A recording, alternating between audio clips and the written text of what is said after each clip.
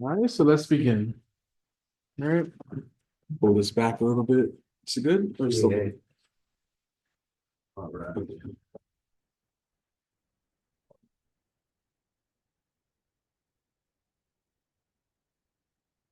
Screen. Okay. All right, so we have a data set here for 5 numbers, right? We want to find the mean, the median, and the standard deviation, right?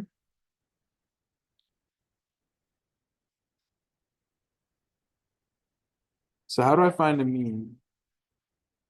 Mean? What's that formula? Sorry, you can leave it there.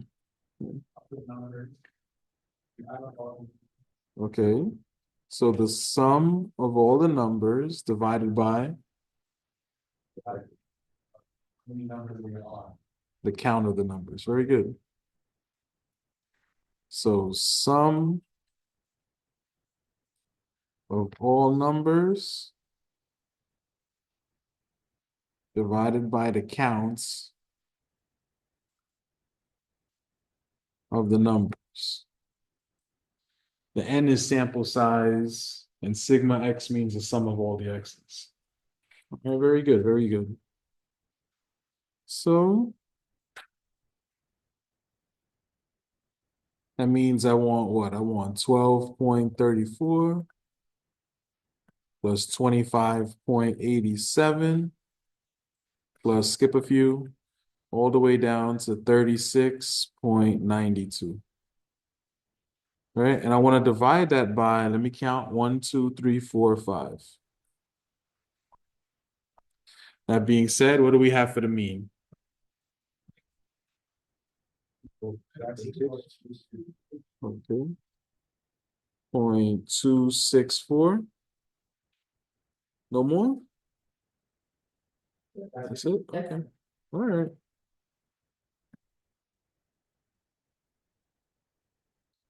So boom. All right. Not too bad, not too bad.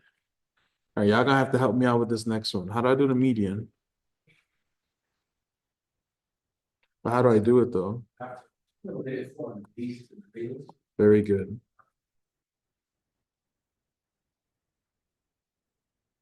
So I'm gonna order the numbers first, right? So let's do that. So I have 3.14. What's the next number? 12.34. 18.05. 25.87. 36.92. 92. Okay, and then we're just gonna cross out bam bam, all right? And then my middle number is gonna be my median, all right? Questions on this? Good? All right, all right. What's the standard deviation? How I do that? What I gotta do first? Uh-huh. Now, which one is my favorite? Very good. Very good. But before I use that formula, I have to do a chart, right? So help me out. What's my chart? I want everything. I want everything. I want x and I want x squared. So give me the numbers real quick, or I'll just copy it. Hold on. 3.14, 12.34. Let me know if I'm making a mistake. 18.05, 25.87, and 36.92. We good? Okay. What do I do after that? Not minus the mean, square. Add them up, right? And what is the sum of those?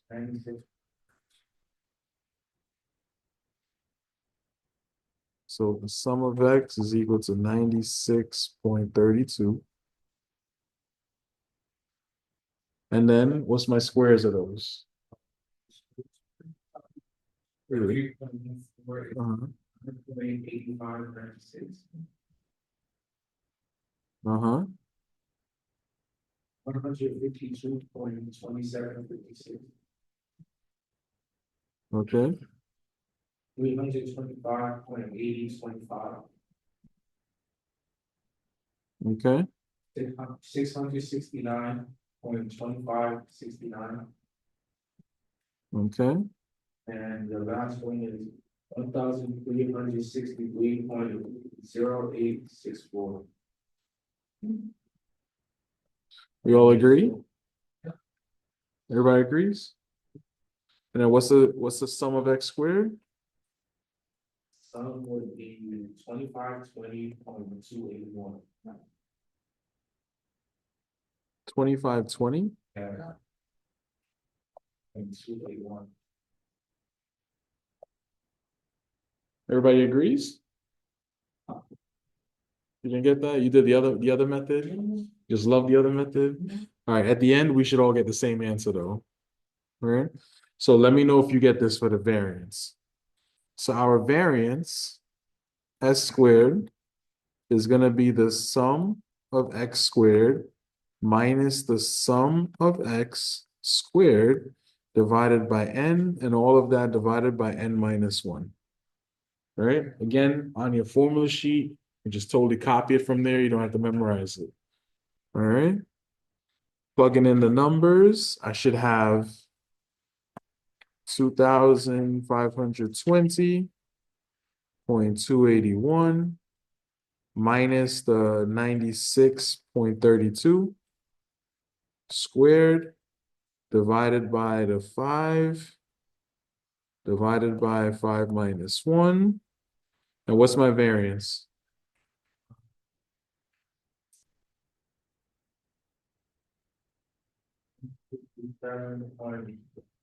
Four, four, four, 313.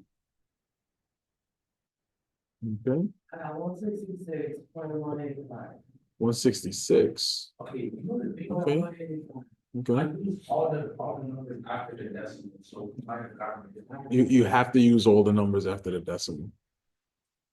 You did? All right, let's verify. Let's see. And then if you square it, Let's verify. You have to use all the numbers, yeah. Don't round it off. I mean, you don't see me rounding off, right? you- one, two numbers after the decimal or whatever. No, that gives you error into that introduces error into your answer when you do that.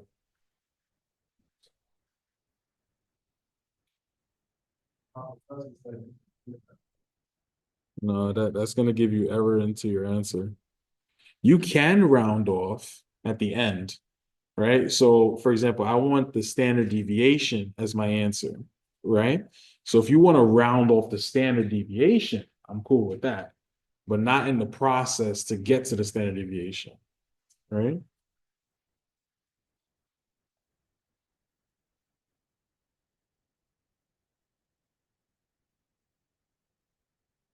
Let's see. I'm gonna verify.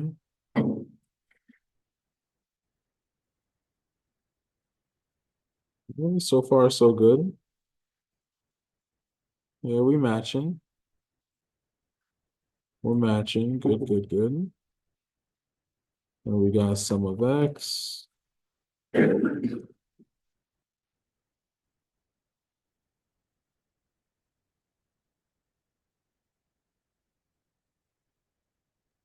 96.32 looks good.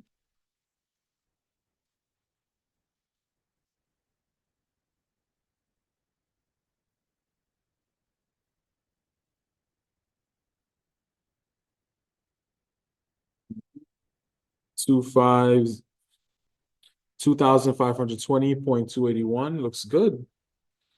All right. So I think we should have gotten the same variance. Let me verify it down here. Let's see what I get. So I want to take the 2020.81 minus, in parentheses, want that 96.32 raised to the second, divided by 5, close parentheses, divided by the 5 minus 1, ba, ba. So I got 166.1931. So she's right. What happened with you?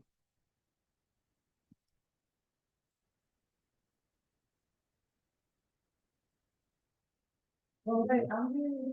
I got your answer. No, I got your answer. You're right. I swear that it's giving me a different number. It is. When you square root it, you're gonna get another number. That's the number I want. Oh, Yeah, okay, 'cause I'm like, Yeah, so I'm Not like- I'm on the number right before that. Right before that. But you, no, yeah, you're right. So what happened with how you said that?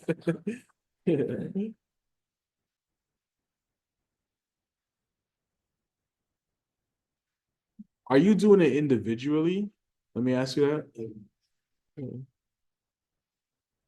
so after you Is get after you subtract the two sums, then you do. I mean, actually, I don't even want you to subtract the two sums. I Oh, want you to no. type it in just like this and Okay. click enter and then give me the answer. That's what I want. Oh, okay. Yeah. I don't want no in the middle, like let me do the numerator first and none of that. Type it in the same way it looks on the paper, Okay. click enter, and then give me the final answer that I'm looking for. All right. All right, I'm gonna come take a look. I'm gonna come take a look. So what we should have is 166.1931. Right? Let me take a look. No.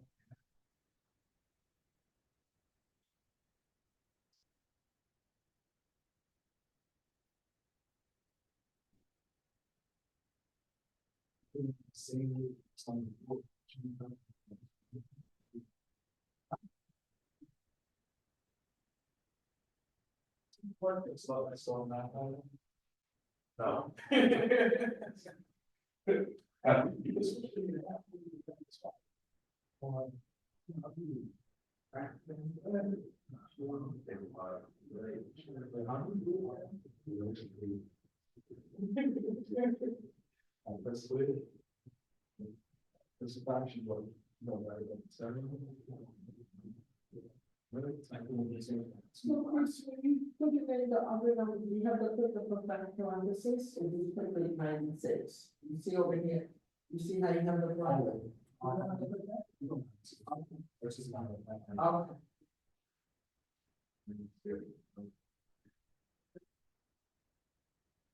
I'm gonna do second to get squared, right?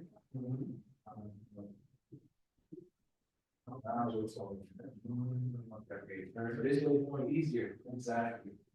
How do I get? Type it straight in.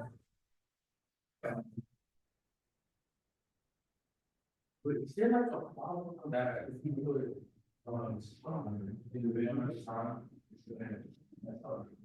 You know why it's nothing else? Because you're rounding forwards. That's why.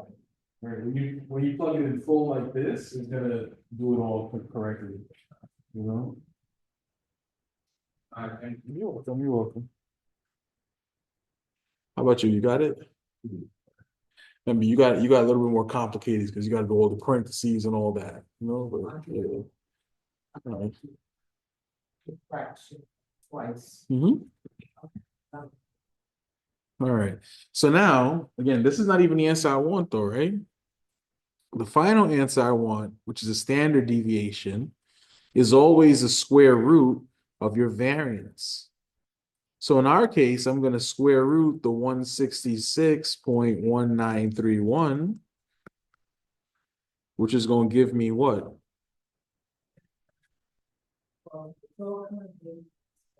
Okay, I like that. I like that. Let me verify just because I got the answer. What you got?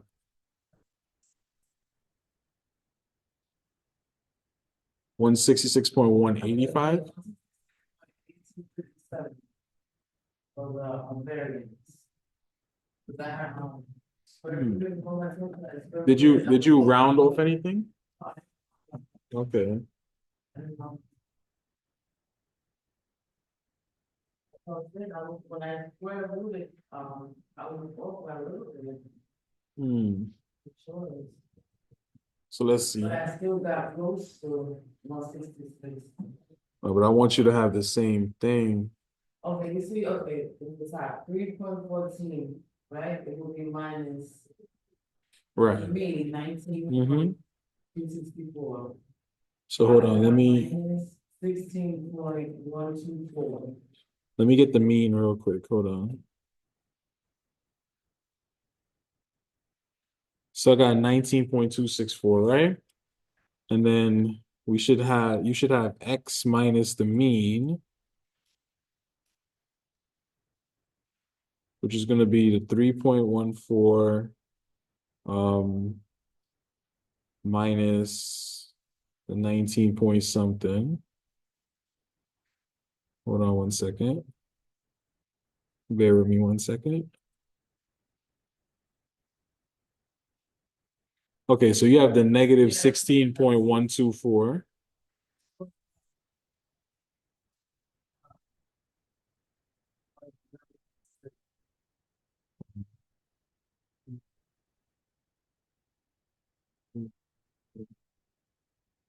Hold on 1 second.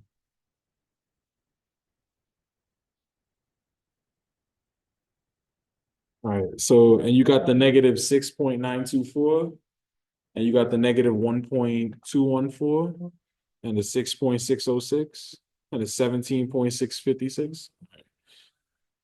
And then you want to do x minus the mean, and then you want to square that.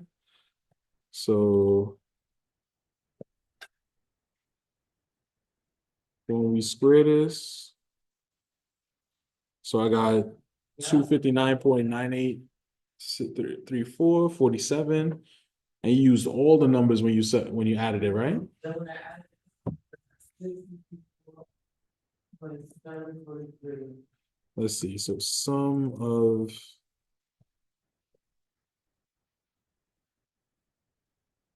let's see what we get there.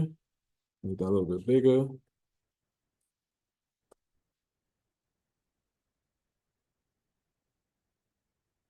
So I got 664.77252. You got that?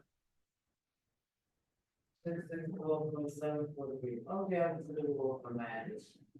Which is the rounding.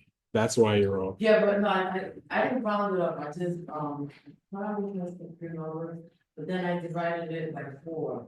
Right. So when you divide that by 4, now we should be on the same page. Yeah, when I divided. See, if I take this number divided by 4, we're on the same page. See that? Yeah.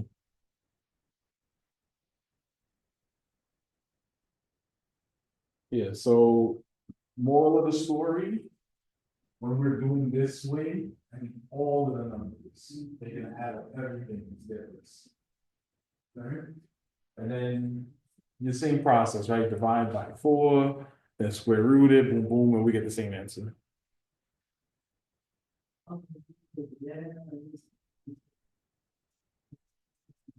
First 3 and last 3. And how many do I have? Let's see. These are all. Yeah, all of them. After the decimal one, you still do the first 3 on all of them. Oh, That's what I happened. need all of them. Don't round it. That's. See why I love this method more? The thing is, I don't get used to the professor did it that way so much. So many that- times. Yeah, Yeah, that it's giving me a little hard time, but I got you. it's easy, I understand why you do it. The difference between them, to be honest with you, this method, right, is the theoretical method, right? Like when the philosophers were trying to figure out how do I get from the mean to like another number and stuff like that, that That was distance very between specific. it, yeah, well, this is the thought process, right, behind it. This, on the other hand, right, is called a computation formula, right? This takes too much time to do, right? And you Not can- not just by you by hand, even with the computer. It takes a long time for the computer to do this, right? But it takes very little time for the computer to do this. This is why they call it computation formula, right? So that's why this way is just easier. That's why we just stick with that. You know? At the end of the day, as long as you give them the right answer, that's all that matters. You know? But no rounding. No rounding until the very, very end. You know?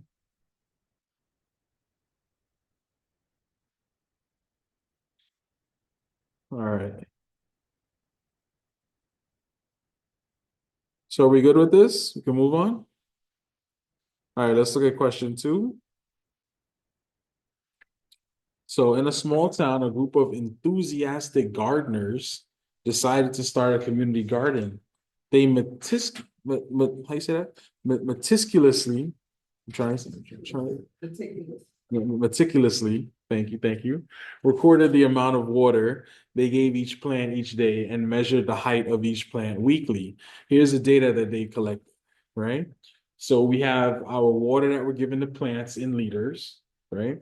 And then we have the actual height of the plants, right? Every day, let's say for like 10 days, right? Or 8 plants, right? Boom. So the first thing I want to do is I want to do a scatter plot, right? So I'm going to start off by drawing it.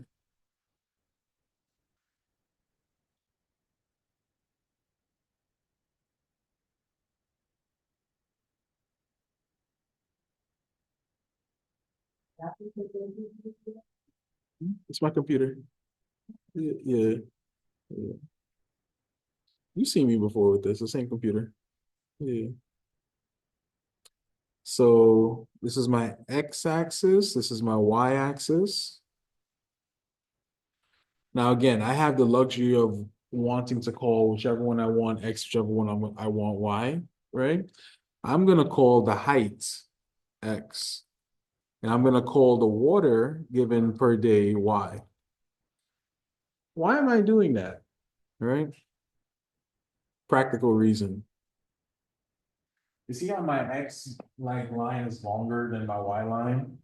That's literally the only reason I'm doing it. All right. But on your test, if you feel nervous, go straight forward and do it. No pressure. All right. I'm just doing it this way, my choice. All right. So, same answer, same answer. The numbers 1 through 8 on the left, those are just the numbers to the question. This is useless information. Okay. Oh, Lord. What happened? I don't know what just happened there. Yeah, that's useless information, right? So anyway, for the x's, I'm looking at them. I have some numbers here. Biggest number, that's what I'm trying to find. I think it's 20, right? So on my x-axis, I want to get from 0 to 20. And however I want to do it is however I want to do it, right? I can go by 2s, I can go by 5s, I can go by 10s, whatever I want, right? I was thinking about the 5 also. The 2 would be more effective, but I think I'm gonna 5, 10, 15, 20. Nah, let's go by the 2s. Because the 5 is, yeah. 2, 4, 6, 8, 10, 12, 14, 16, 18, 20. I'm good, right? That's an X, by the way. Okay. Now for the Y, I'm looking, I just want to go from 0 to 3 light work, right? 1, 2, 3. Can't complain with that, right? And all we got to do, just mark down the points, right? I want to be clear about something. So I'm calling my second column X. I'm calling my first column Y, right? So a pair, like the first pair, for example, is going to be 10, comma 1. So I have to go across the x-axis to 10, then I'm going to go up to 1. All right? So let's look at it. Go across the 10, go up to 1. Bam. There it is. All right? Again, we are not computers. Do your best to estimate where it is. All right? Next, my next one would be what? 12 and 1.5. So let's look. 12 and 1.5. I feel like 1.5 is like here. You don't have to be precise, but just do your best. All right? Next one I got is 15 and 2. So 15, I believe, is here. 2, I feel like, is like here. All right. Next, I have 8 and 0.5. I'm going to go across to 8. I'm going to go to 0.5. I feel like that's like right here. Next, we have 18, 2.5. I'm going to cross to 18, go up to 2.5. I feel like that's here. Next, I have what? 11 and 1. Go to 11. I feel like 11 is there. 1. I feel like that's right there. Then I have what? I have 20 and 3. So go across to 20, go up to 3. I feel like that's somewhere like here. And then last but not least, I have 14. And I have 1.5. Go across to 14, go up to like where 1.5 is. I feel like that's like right here. And that's it. All right. Don't forget your labels. Almost forgot about that. Right. So my x's, this is going to be my height in centimeters.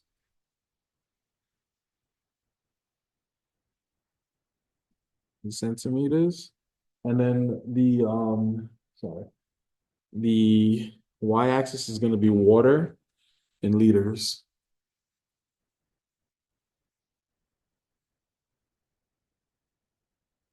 It's going to do a capital L right there. All right. So remember your labels, mark the diagram up, and then that's it. That's how you do part A. All right, let me make that a little bit smaller so we can see, right? Questions on this? So we go with the scatter diagram? All right, let's look at part B.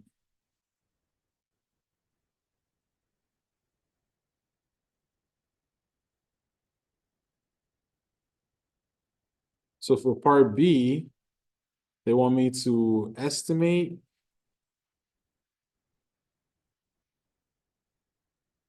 the correlation coefficient. All right. So long story short, I'm looking for you to tell me either positive or negative.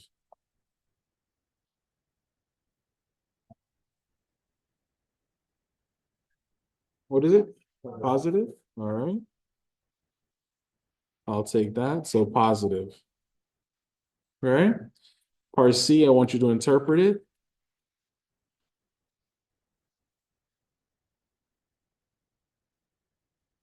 So as, X, okay, which is the height. height in centimeters increases, Mm-hmm. Y, water divided by A, increases.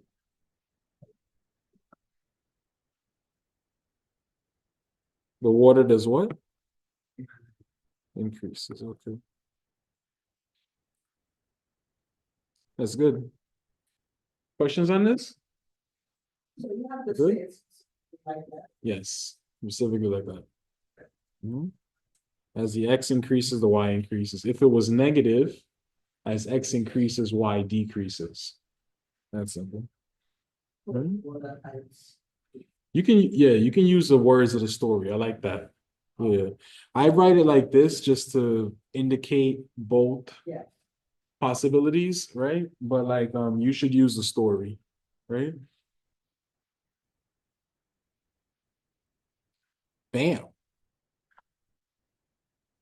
I'll be on question 3. So university has a 70% graduation rate for its incoming freshmen. Of all the incoming freshmen, 15% go on to earn a graduate degree. Of the freshmen who graduate, right, 25% go on to earn a graduate degree, right? So what is the probability that a randomly selected freshman will graduate and go on to earn a graduate degree? Excuse me. So how we do this? All right. So. Okay. So let's look at that. So probability of, all right, you want to do the formula? All right. I'll take the formula. Hold on. This is going to be probability of A what? And B is equal to what? Is equal to probability of times probability of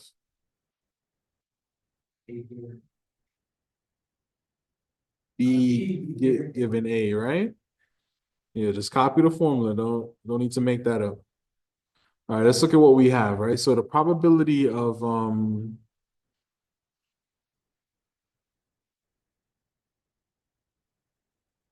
incoming freshmen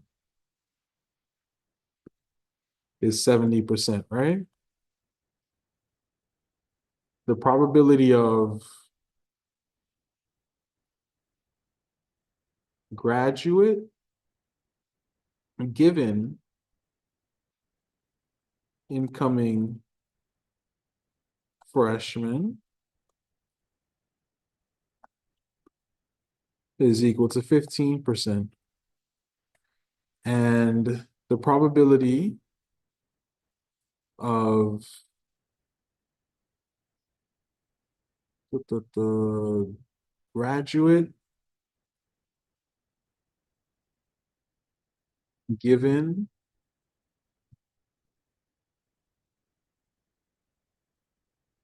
freshman graduate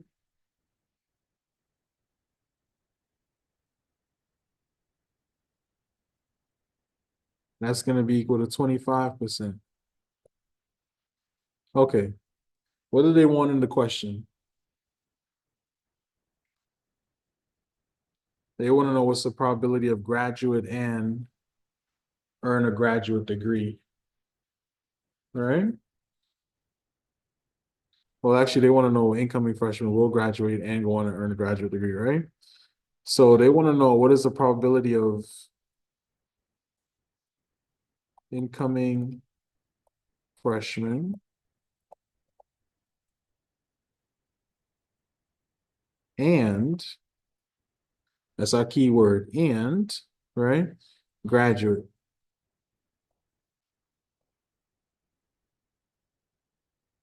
All right, help me out. Which two am I putting together? Say it again. 7, And what? 25. All right. What you got? All right. What you got?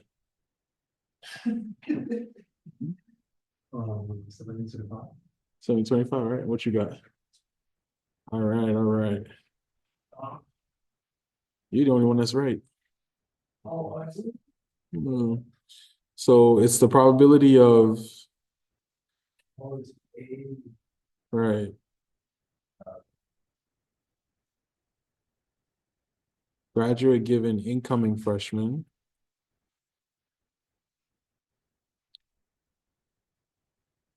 times probability of incoming freshman.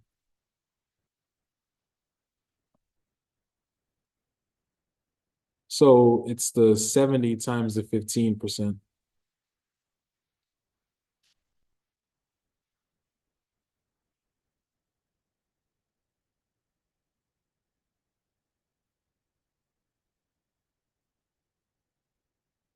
What's the answer?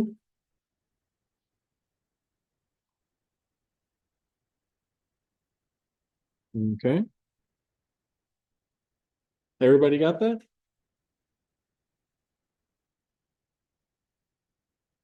Everybody got that?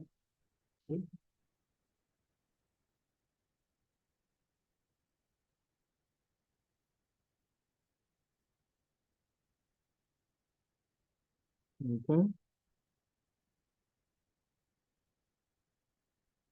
Now let's look at question B. In a certain town, 80% of households have a pet dog, 45% of households have a pet cat, and 30% of households have both a pet dog and a pet cat. So what is the probability that a randomly selected household in this town has a pet dog or a pet cat? What do I do here?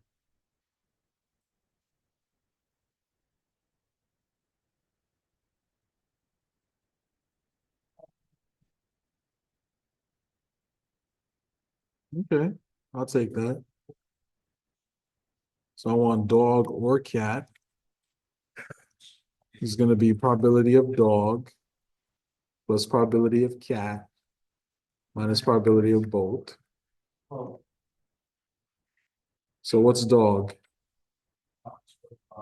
45%. I'll take it. It's really 80%, but I'll take it. The cat is 45. Minus what? Okay. And that was my final answer.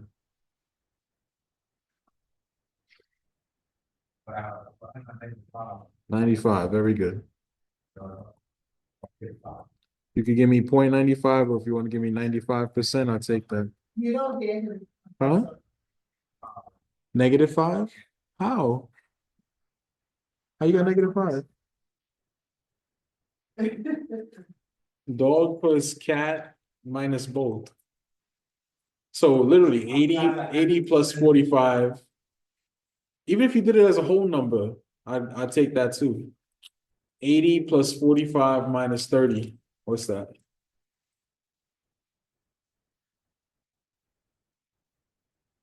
Yeah, I'll take it as a whole number too. But in your answer, you gotta tell me percent.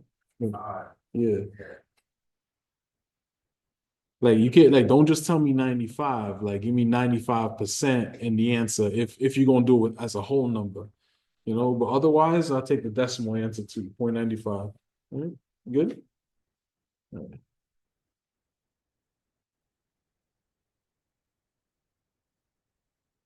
All right, question 4. Knock that out for me real quick.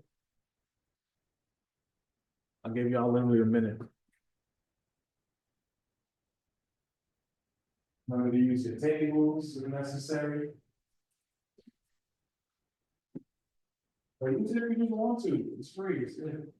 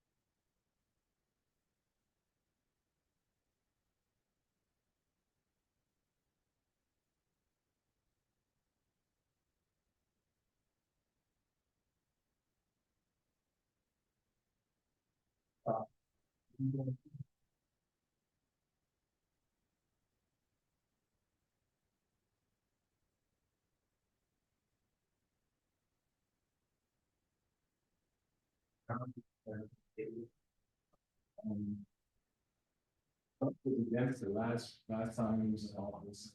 Now he got like super majorities.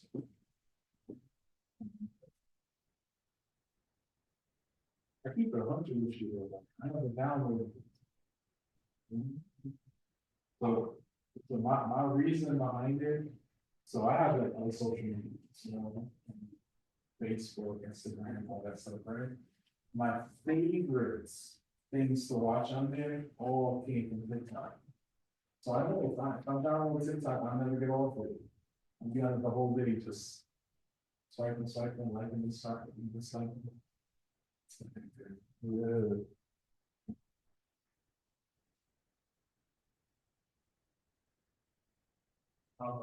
It's not a lot of power, but. Why? It's the easiest question.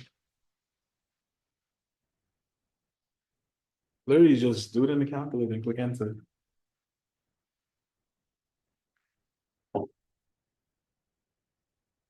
Or use a table. Or use a table, that's fine.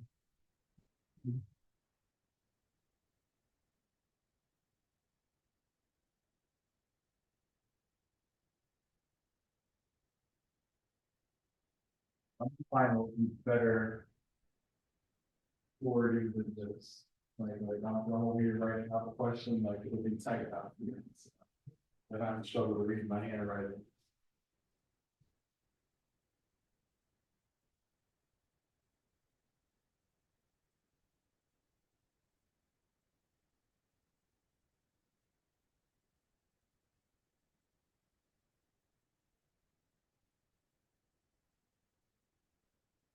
Got it? All right. Let's take a look. A quality control inspector, write your answer down, by the way. A quality control inspector examines a batch of 20 light bulbs. The probability that any given light bulb is defective is 0.05, right? So let's recap what we have here. So my N, my sample size is 20, right? And then my probability of success, P, is going to be 0.05. They want to know what is the probability that at most 2 light bulbs in a batch are defective, right? So for part A, right? Or one, they want to know what's the probability of at most 2. Help me out. What does at most 2 mean? That means they want to know the probability of X what? Greater than or less than? Help me out.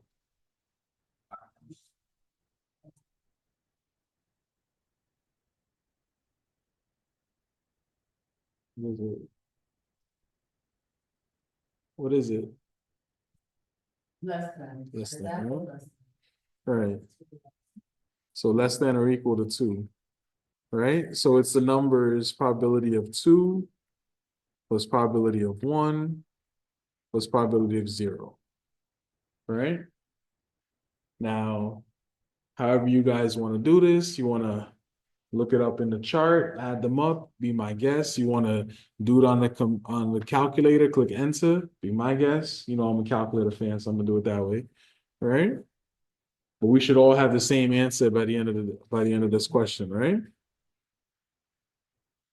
So in your calculator, there should be a what? Binomial PDF, very good. Where it's gonna ask me for my trials. Trials is my N, which is what, 20. It's gonna ask me for my probability of success.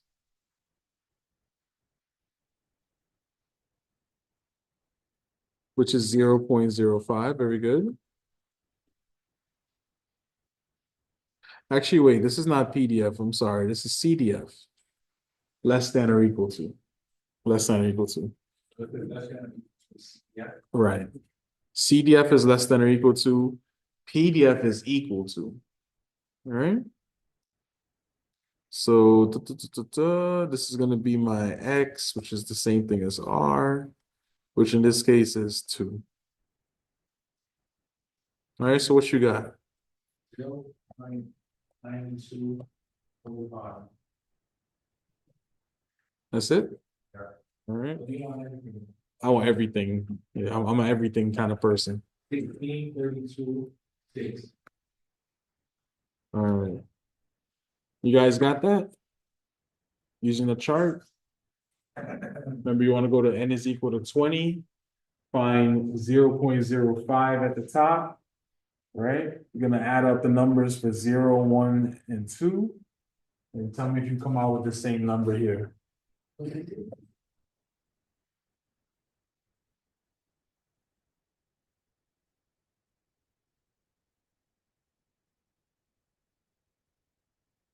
me just verify real quick.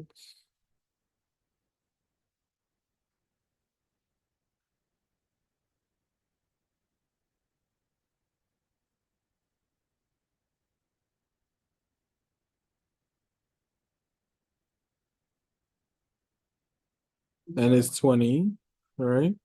And then at the very top, go to 0.05. Oh, zero. Mhm. Yep, I'm on the same page as you. Good job. You see 0.05 at the top? The very top of the page? No, I see. This? Is that Go down. one? So add up the first three, the 0 to 1 and the 2. You add up these numbers here. And that's against it.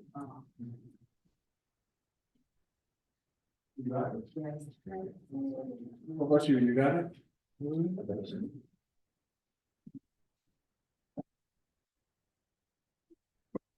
All right, since we got this now, let's look at question 2.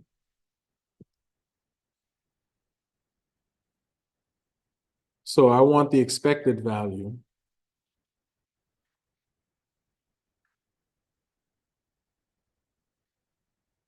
Now remember, our expected value is the same as what formula?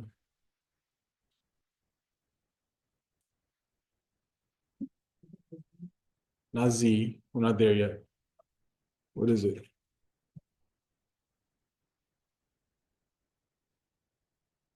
It's right there on the formula sheet. You just copy. What's my expected value? The mean, right? So mu is equal to what? N times P, right? In this case, what's my N? 20 times my 0.05.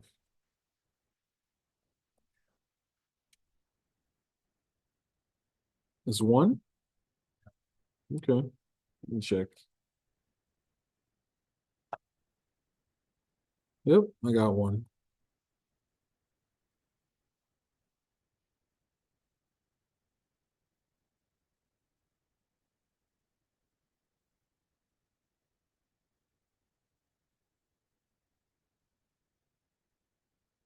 Questions on that, or are we good? Respected value, good. All right, let's look at question 3. I want the standard deviation.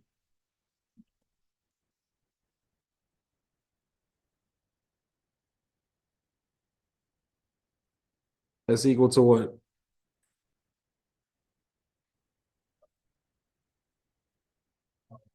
Sigma Mm-hmm. plus square N times P times Q. Times Q, right? And I like to call Q 1 minus P. All right? Just plug in the numbers, nothing crazy.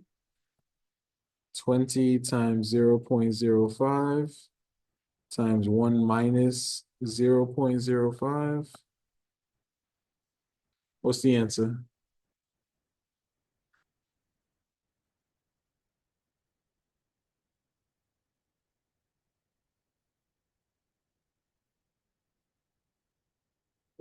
Nine, seven, 4, 6, 7, 9, 4, 3, 4. Okay. 9, 7. 4, 6, 7, 9, 4, 3, 4. Perfect. Got the same thing? Got the same thing? No, what you got? Where you stuck at? The formula? Let's copy that straight from the formula sheet. And, okay, Yeah. so then the Q is 1 minus P, 1 minus the probability. One line sets, and you do that. That's the formula. Okay. You got it? Yes, I got it. Square root it. Square root it. Formula sheet, you just said NP. And the Q, right? And the Q is right at the top.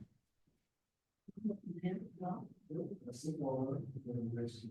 Oh. Okay.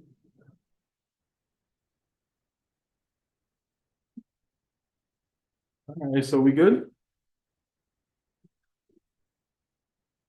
Go ahead, go ahead. So on the final, right? Mhm. So if you answer like 6 questions and you get them correct, based on half, They're weighted differently. That's the thing. Yeah. Just aim for 100. Maybe partial credit. Yeah, there's partial credit. Yeah. Yeah. Just aim for 100. Yeah. Yeah. So all you can do is try, that's Mm. right. How about 7? I'll give y'all a minute to do that. Why am I saying 7? How about this question? I'll give y'all this.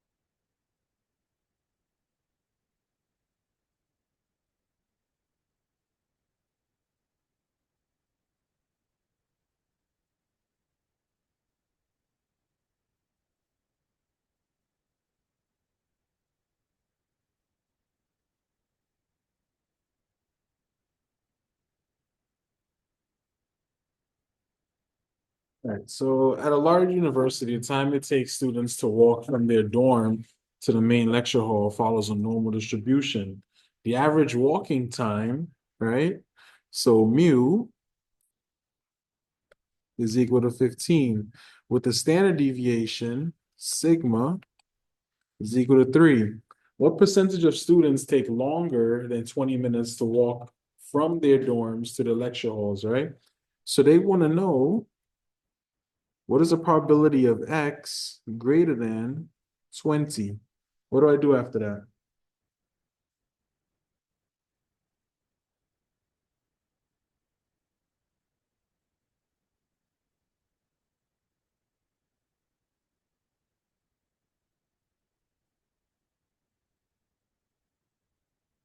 Right.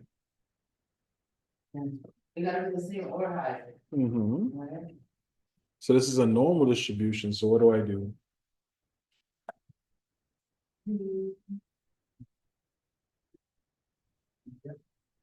Mm, this one would be CDF.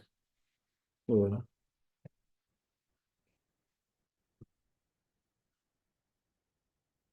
So here's what we do. We draw our distribution. We know our mean is 15. We're over here at 20. And we want to know greater than, right? We want to know that area right there. All right. So in our calculator, we do the norm CDF and then you can go from there. But for you that's using the table, we have a different approach. All right. I'm going to do both. Don't worry.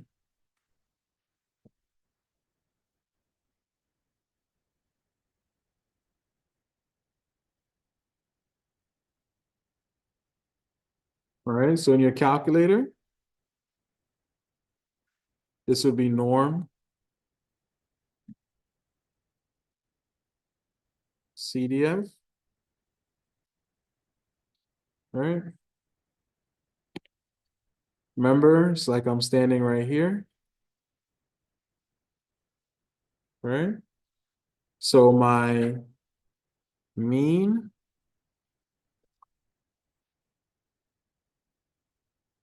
which is the same thing as mu, is equal to, what's that, 15? My standard deviation,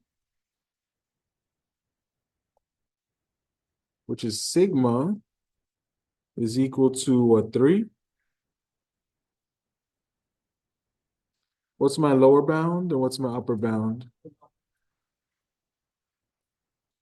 No, what's my lower bound? 20. What's my upper bound? No upper bound, so it's 1E 99, right? No upper bound. All right. So in your calculator, just click enter, get the answer. What did you get?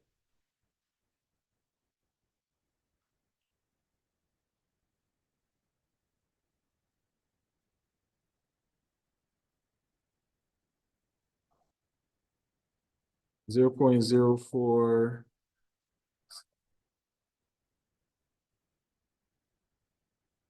Okay. All right. Now, if you're using the table, right, here's how we're going to go about this, right? So I'm coming back up here.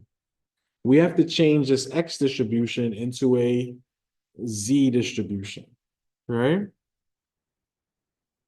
So for you guys using a table, this is going to be Z is greater than X minus mu over sigma. So now what's my X? 20 minus my mean, which is 15, divided by my standard deviation, which is 3. Do that in the calculator, what do you get? It's not for you. This is just for those using the table. So like them.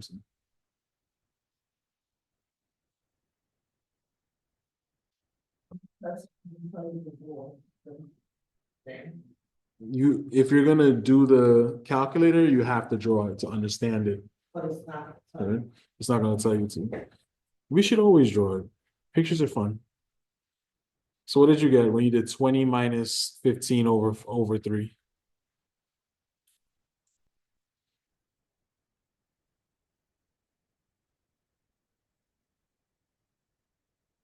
Right? You could round that off to probability of z greater than 1.67. Now you're gonna look that up in the chart, right? But remember that in the chart, you can't look up greater than, you can only look up less than. So you have to do the complement, right? So this is gonna become 1 minus the probability of z less than 1.67, which will become 1 minus what? 0 point what? Tell me. Look up 1.67.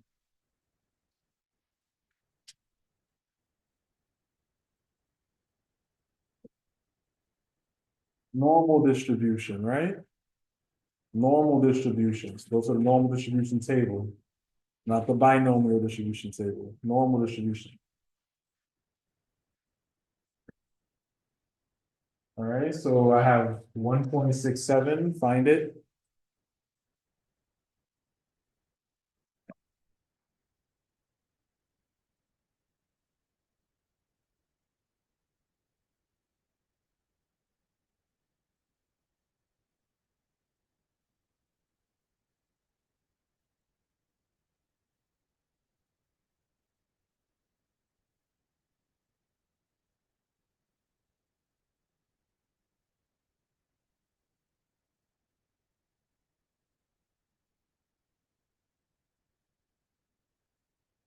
Distribution. There's one for this normal distribution, not T. We didn't get there yet. Okay. There's 1.6. Positive. The other one. No, not that. No. There's 1.6. He's got. Good. And then where's the second? Okay, close to the 7. What number you got?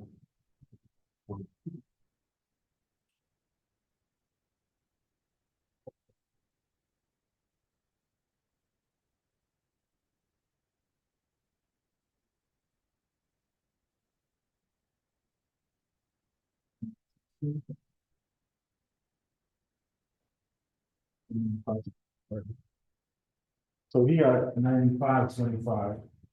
So maybe use like a piece of paper to verify which one it is. All right, go ahead. What was your question? This one is the middle one the brown. Oh, so when you draw the picture, you have to draw the picture, right? Imagine that you're standing here. Lower bound is always whatever's to your left, upper bound is always whatever's to your right. Right? So in this case, right, to my left is the 20. But to my right, there's no upper bound, so that's gonna be the 1E99 in the calculator. Yeah. You're welcome, you're welcome. But yeah, so when you do, huh? Whatever number is closer. Whatever is to the left and whatever is to the right of where you're standing. To your left is the lower bound, to your right is the upper bound. It doesn't matter if it was in the middle, it doesn't matter if it was on the other side, left, lower bound, right, upper bound. Right? So when you do that subtraction, 1 minus the 0.9225, whatever, you should get our answer. And that's it. Questions on this? We good? Make sense? All right, let's do it again. Go ahead.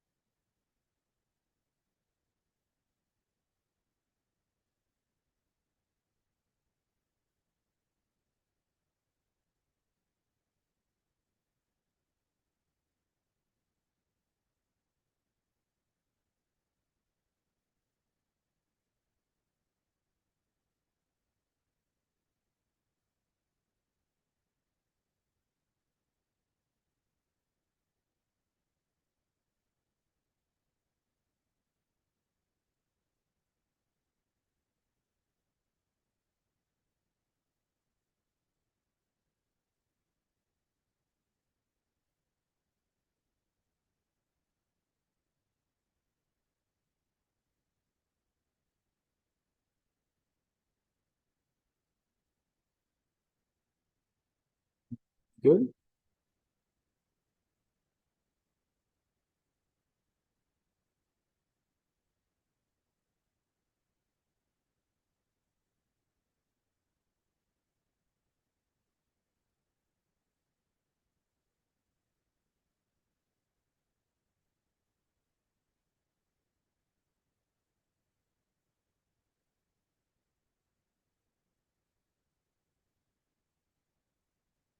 Okay, let's take a look.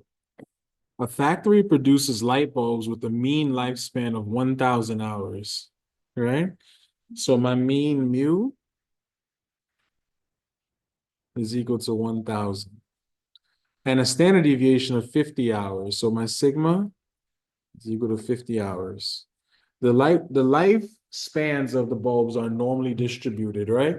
If you randomly select a sample of 25 light bulbs, so my n is equal to 25. What is the probability that the average lifespan of the bulbs in your sample will be less than 980 hours, right?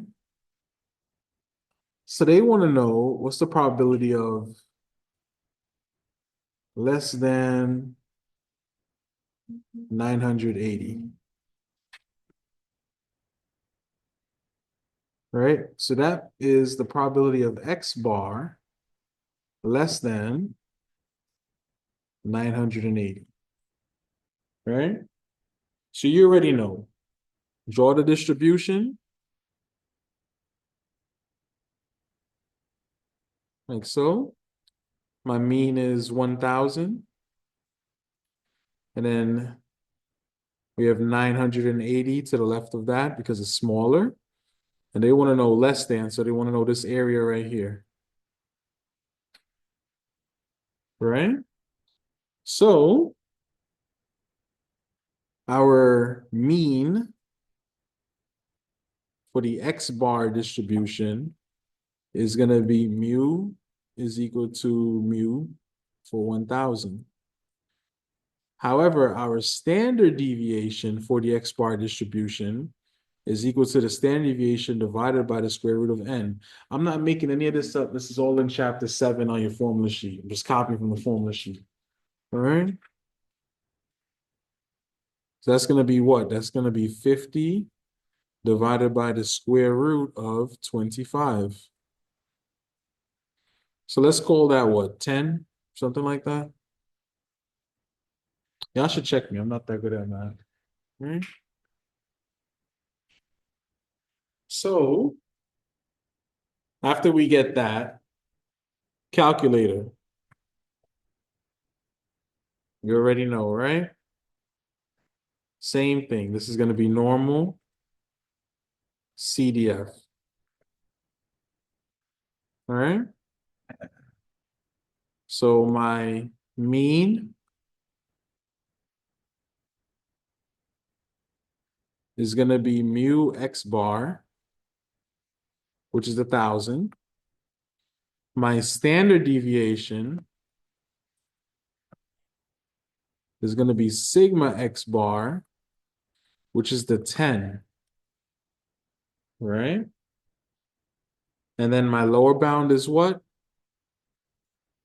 And my upper bound is what? Good. -1 E99. And then what is my upper bound? Perfect. And when you click enter, what do you get? 0.344578303. Like this? So how come you go like for,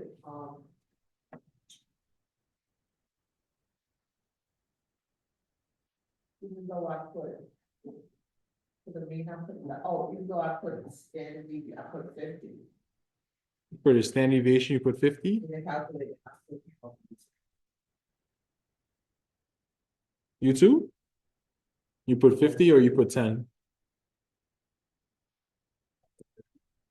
Oh, For standard deviation, yeah. Standard deviation is 10. But I put 50 and it's. That's what we did over here, you see? Yeah, I see that, but I put 50 in the calculator, and I still got the same number. Let's see when I put in the calculator what I get.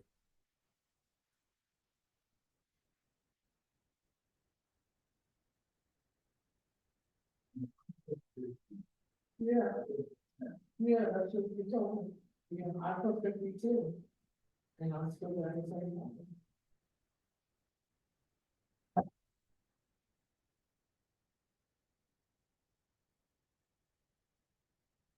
So I didn't get this answer. I got 0.02275. Oh, so that. Yeah. Mhm. Right. I mean, because I assumed he just copied what I wrote. You know.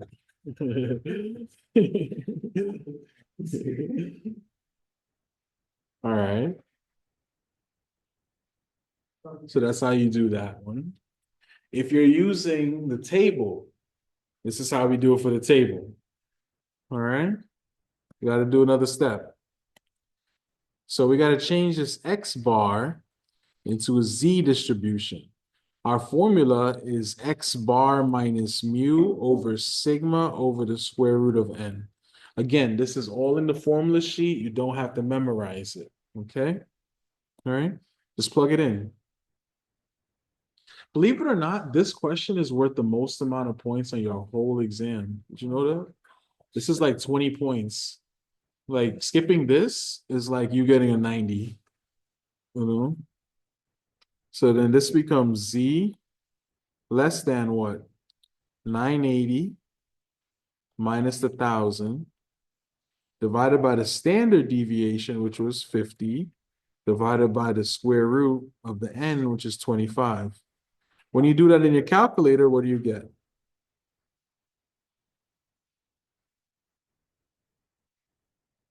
980 minus 1,000 divided by 50 divided by the square root of 25. What do you get?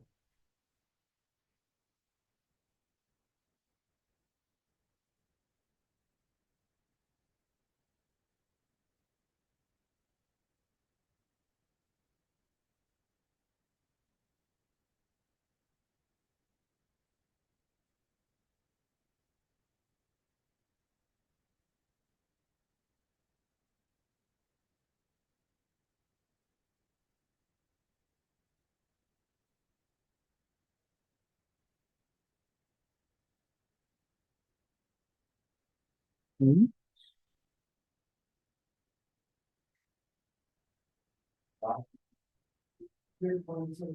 Because you have to switch it to the standard deviation for X bar distribution. Because we didn't have a n. So anytime you have an n, a sample size, you have to change the standard deviation. What did you get? I'm sorry? 3.2. Oh Lord, how? -2. I like that. -2 over what? Oh, -2 over 25? I mean, I plugged it in the calculator just like that. Show me.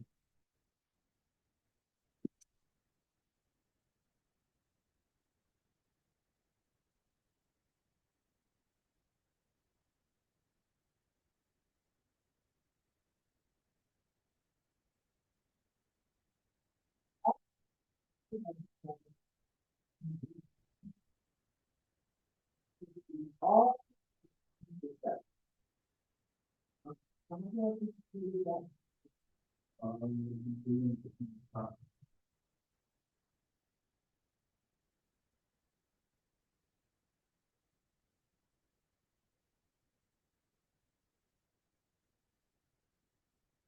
Your calculator, right? YouTube, right?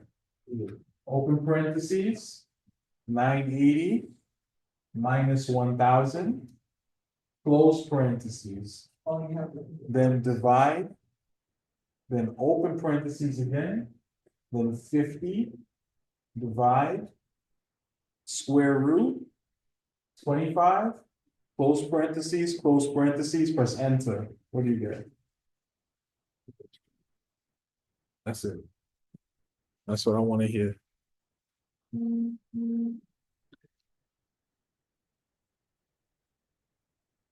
All right. You got it? No? Talk about it. And it was a spoken to and stand for. And it's actually. Yeah, but. You don't have to get out of there. Give me the. We want, if you divide by the square root of 25. This is what I'm using. That's one.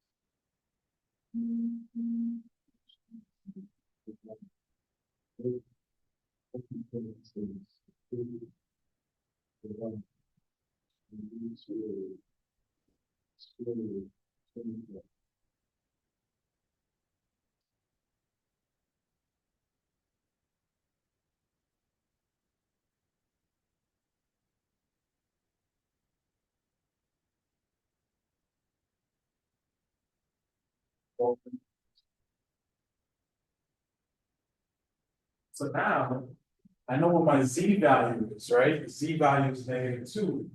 So now in the table, look it up, right? What's -2? Normal distribution. Mhm.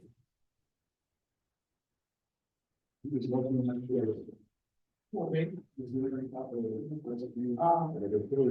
Right. So 0. The 2 is there. 0.22. 0. So, because when we did it in the calculator, we started playing -2, right? So 0.00. So there's nothing after this. Yeah. If there was decimals though, then, that was cool.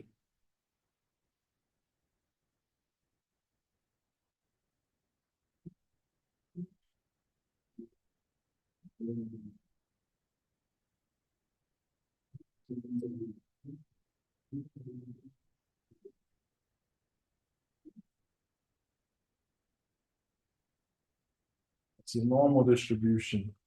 Questions on this? We good? All right. Last question.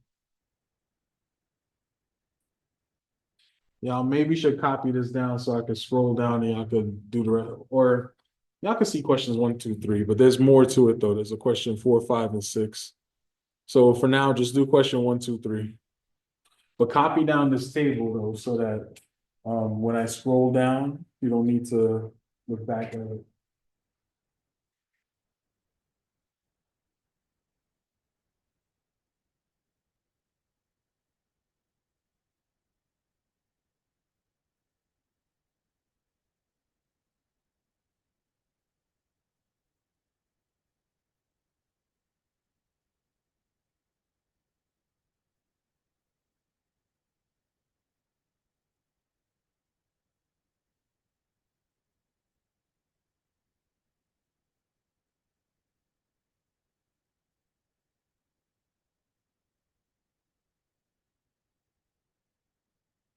It's the easiest question on the test, so y'all should be like knocking this out, like bop, bop, bop, you know?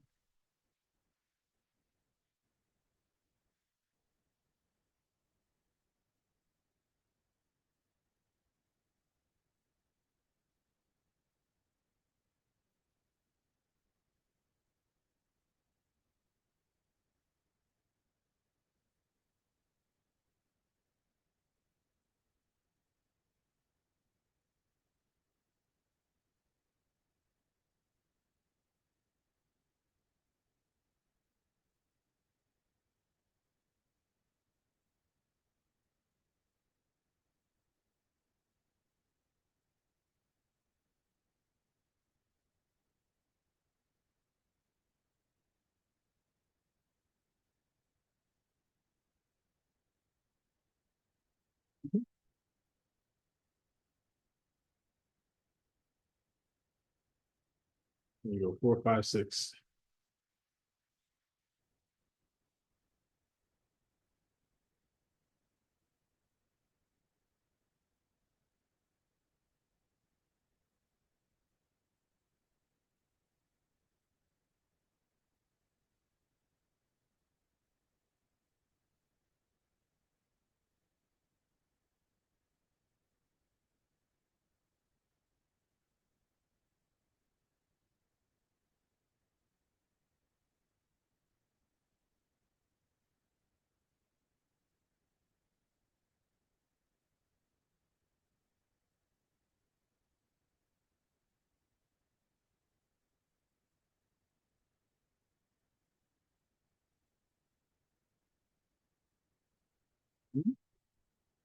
The story and the chart is probably gonna be different, but something like it. Mhm, 8. Yeah. We're gonna do question 7 today. All right, so real quick, number 1, right? What is the probability that a randomly selected participant is a coffee drinker? So what's the answer? Good. What is the probability that a randomly selected participant has good sleep? Good. Yeah. If you don't do this wrong. Yeah. Because remember, all probabilities between 0 and 1. So it can either be a fraction or a decimal, but it can't be a whole number. Right? 3. What is the probability that a randomly selected participant is a coffee drinker and has good sleep?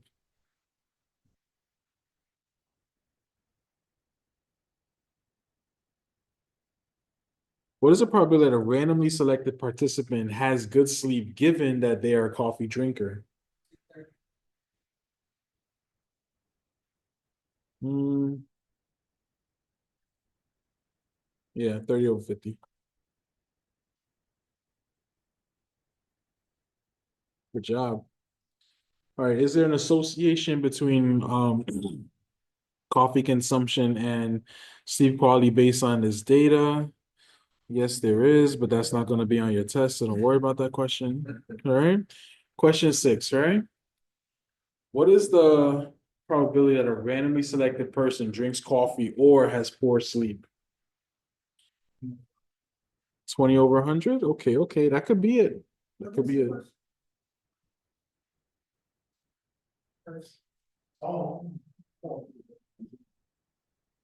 So coffee or poor sleep.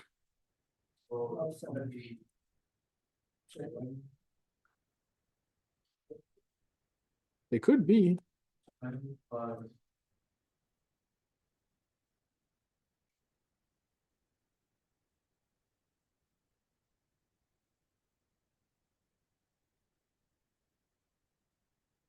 Right? So coffee is what, 50 over 100?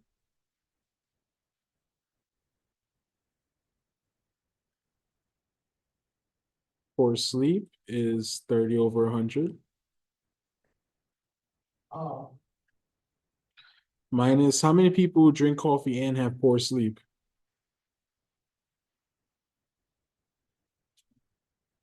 Good. Minus a 20 over 100. So what's the final answer?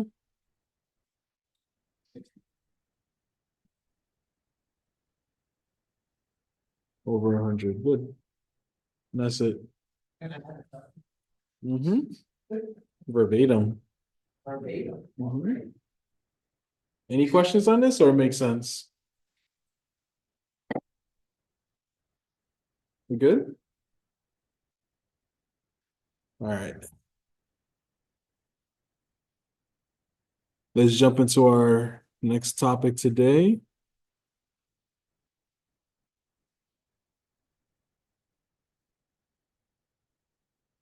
I'm going to rush a little bit on this because of time. So long story short, here's what we want to do. We want to estimate mu when sigma is unknown, right? That's what we're talking about today. Estimating our population mean when sigma is unknown. All right.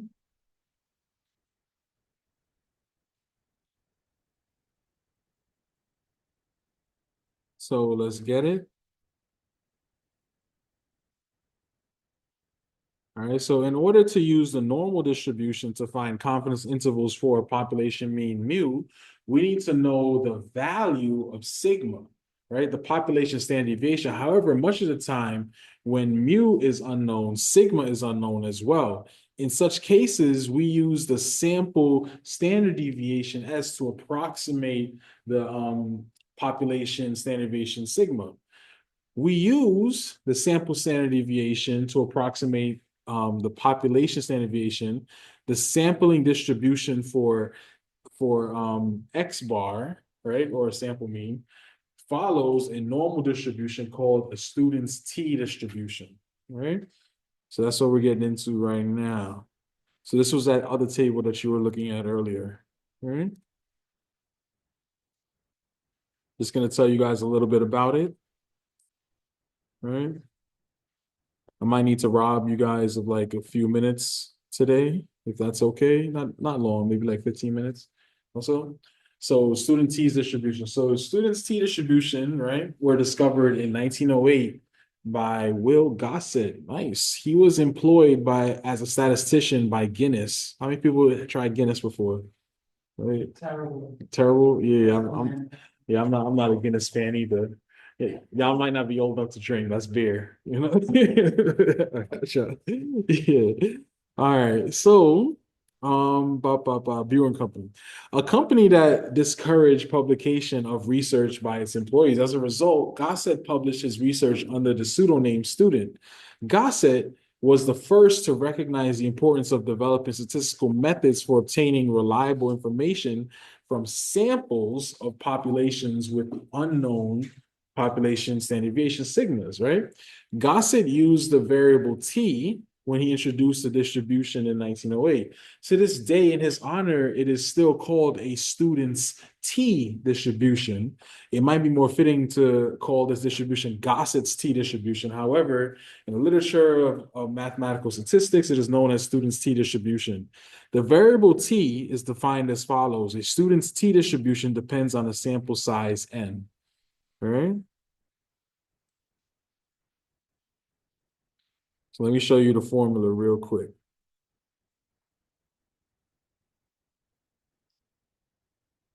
All right. So here we go. This is on your formula sheet, chapter 8. This is where I'm getting this from. All right. So assume that X has a normal distribution with mean mu, right? The sample size N with sample mean X bar and sample standard deviation S, the T variable is going to be given as T is equal to X bar minus mu over the sample standard deviation over the square root of N. And it has a student's T distribution with a degrees of freedom, DF, of N minus 1, right? Good stuff, good stuff, good stuff. All right.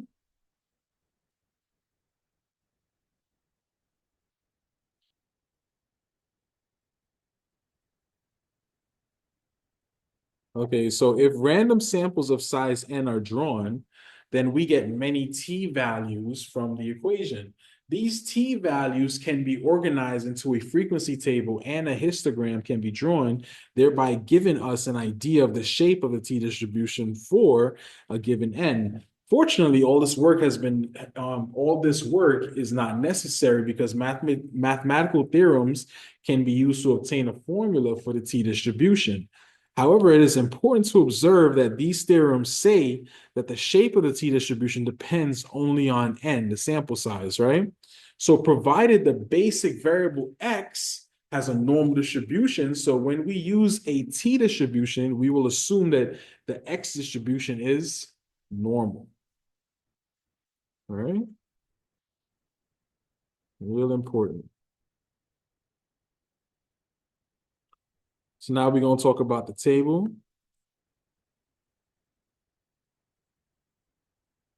So table 4 of the appendix, which is our last formula sheet, right? Like the last table in the formula sheet packet, right?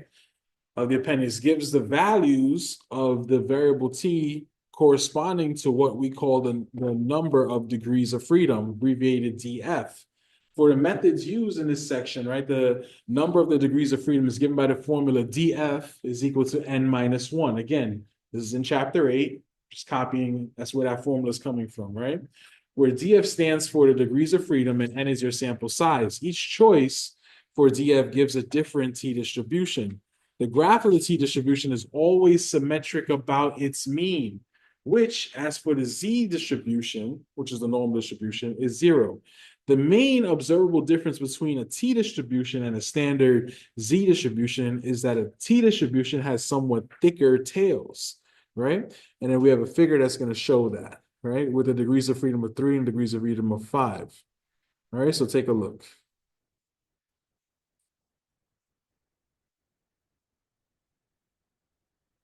Just showing you guys a difference right here. This is what it looks like.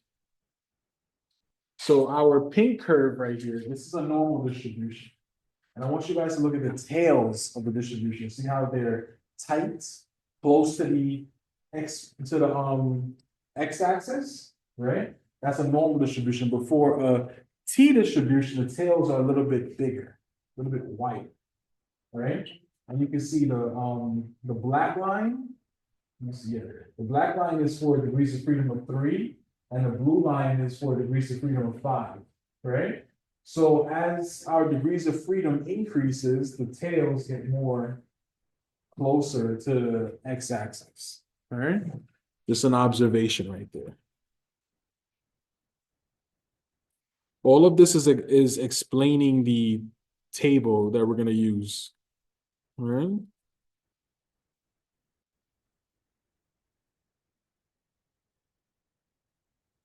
So properties of a student's T distribution.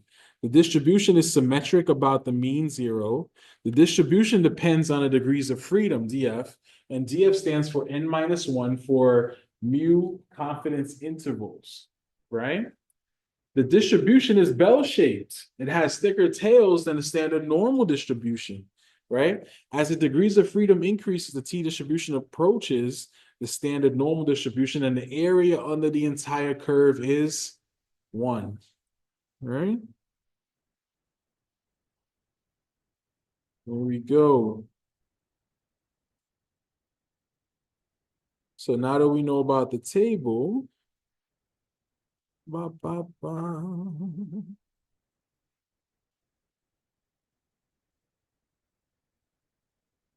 going to talk about how to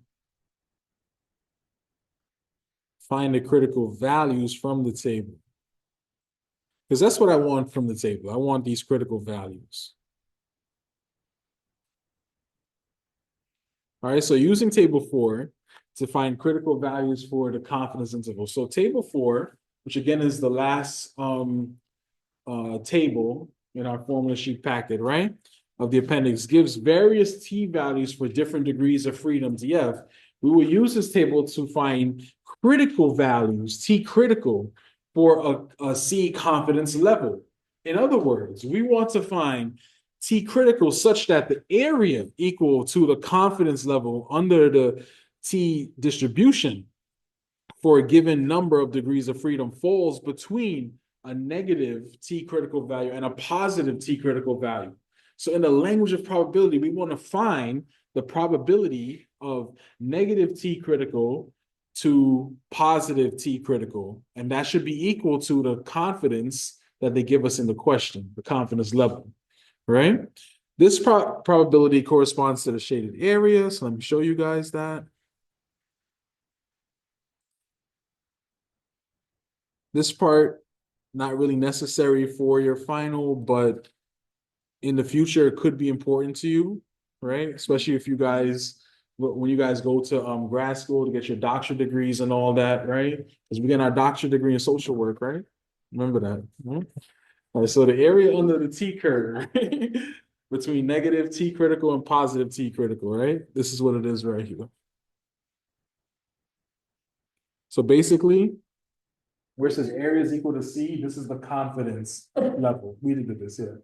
This is the confidence level. And I'm looking for the critical value from that, right? That's what the table is going to give to me. All right?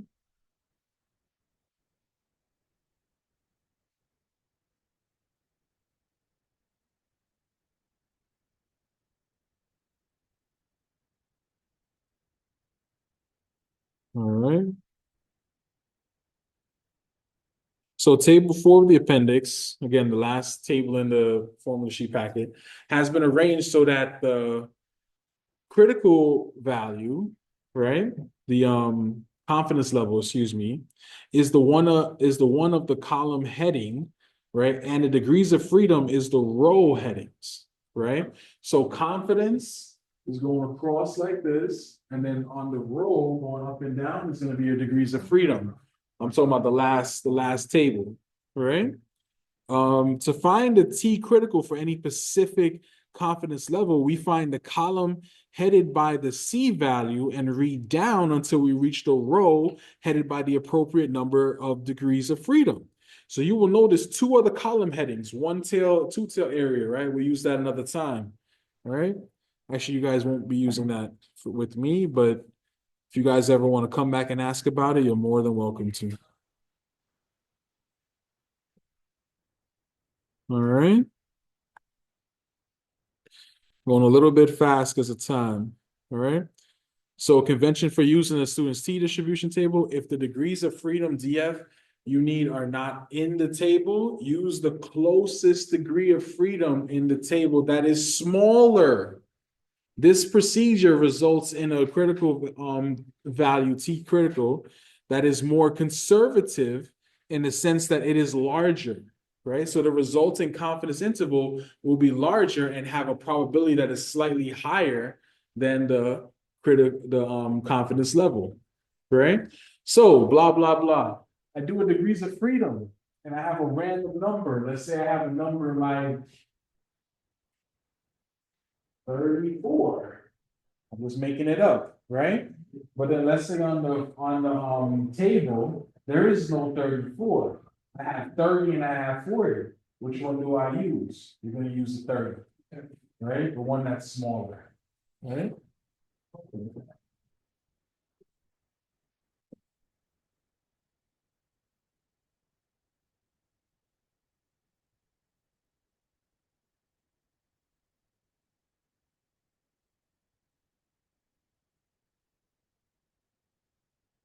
Looking at example. So using the table, find the T critical value for a 99% confidence level and N is equal to 5. All right. So if N is equal to 5, what's my degrees of freedom going to be? Anybody? Degrees of freedom, DF is equal to what? What's that formula? N minus 1, right? And my N in this case is what? 5, right? So my degrees is, right, it's going to be 5 minus 1, which is 4, right? So now we want to look on the table, right? Find a 99% confidence level, and then find the degrees of freedom for. Where do they intersect at? What is T critical? Tell me that value. I want to know, what is T critical? For 99% confidence level. 99 is 0.99. All right. What T value do you get? This is the last table on the formula sheet we're looking at. So 4.604. All right. You guys got that too?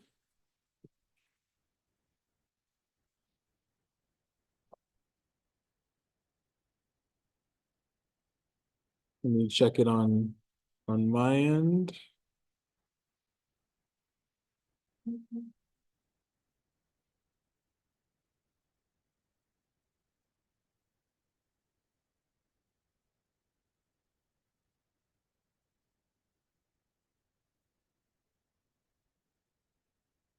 Yep. I have the same answer as you. Did you guys get it? Yes. What about you? You got it? No? Right. The last thing. So now the degrees of freedom we said is 4, right? And down to 4 is 1. Now confidence level 0.99 this one. So that's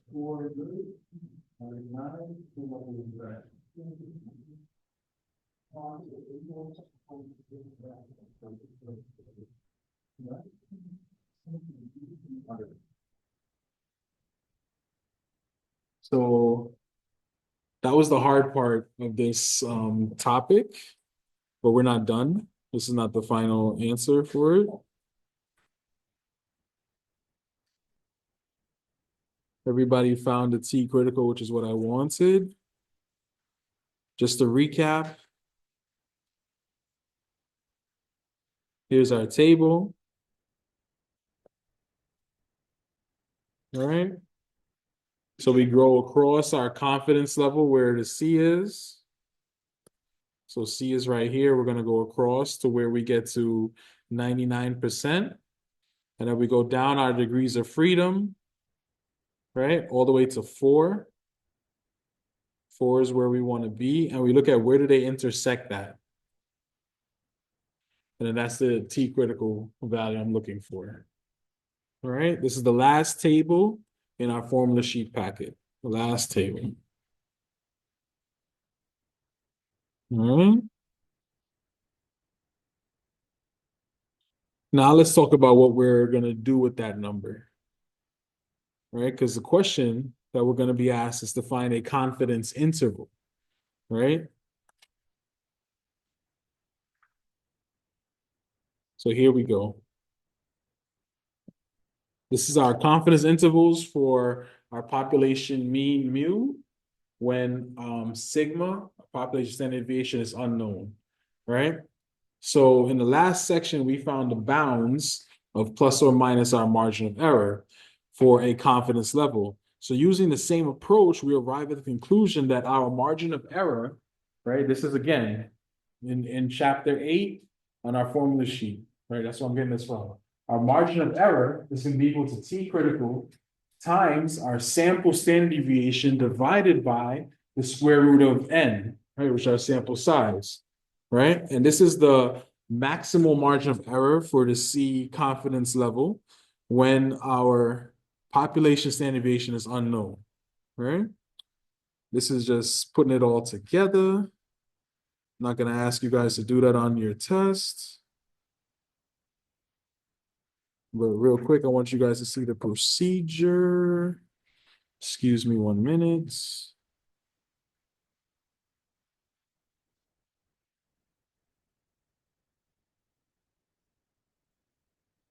I'll give you guys that procedure real quick.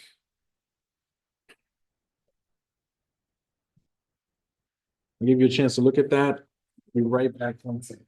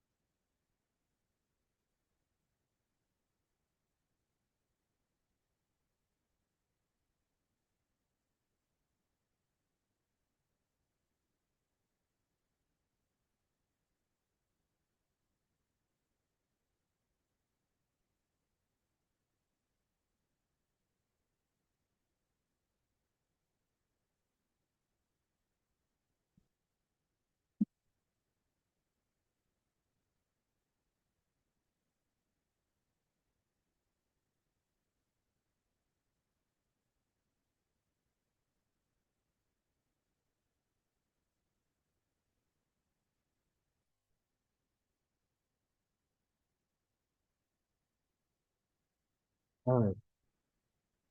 So how to find a confidence interval for mu when sigma is unknown, right? So let X be a random variable appropriate to your application. Obtain a simple random sample of size n of X values from which you compute the sample mean X bar and the sample standard deviation S, right? If you can assume that X has a normal distribution or simply a mound-shaped or is mound-shaped symmetrical distribution, then any size n will work. If you cannot assume this, then you use the sample size of n is greater than or equal to 30. So if your sample size is greater than or equal to 30, you can assume that it's a normal distribution. That's what they're trying to say. Confidence interval for mean sigma, excuse me, for mean mu when sigma is unknown, right? All of our confidence intervals have this general format: x bar minus e less than mu less than x bar plus e, where x bar is our sample mean of a simple random sample. Our margin of error is going to be t critical times the sample standard deviation divided by the square root of n. Our confidence level will be something between 0 and 1, right? And our t critical value we get from our table, which we all found just now, right? With the degrees of freedom of n minus 1. This is how we do the confidence level interval. It's not that bad. All you do is just kind of plug it in and then that's it.